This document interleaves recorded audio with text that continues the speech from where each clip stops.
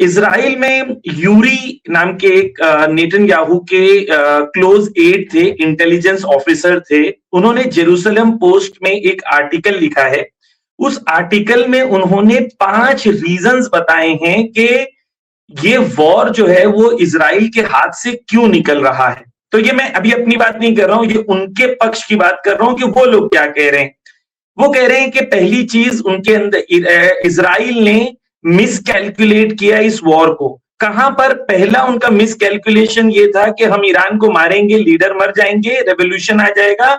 इसके लिए इज़राइल की मोसाद ने जो इंटेलिजेंस रिपोर्ट दी थी वो वीक थी। दूसरी चीज उन्होंने ये कहा कि हमारे पास मिसकैलकुलेशन था कि हमारे पास इंटरसेप्टर्स कितने हैं और हम जंग कितनी देर तक लड़ सकते हैं।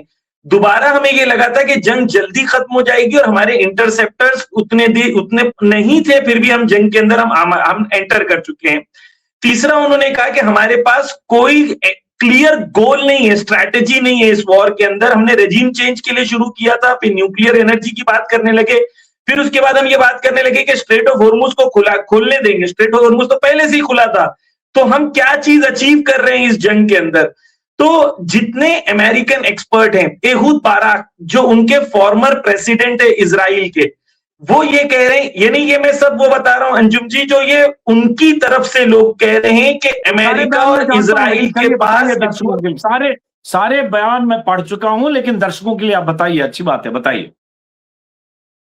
जी, एहूद बाराक ने खुद कहा है कि ये जंग के अंदर हम क्या कर रहे हैं, हमारे पास सिवाय इंसानों को मारने के और किलिंग के we have no other strategy in this war.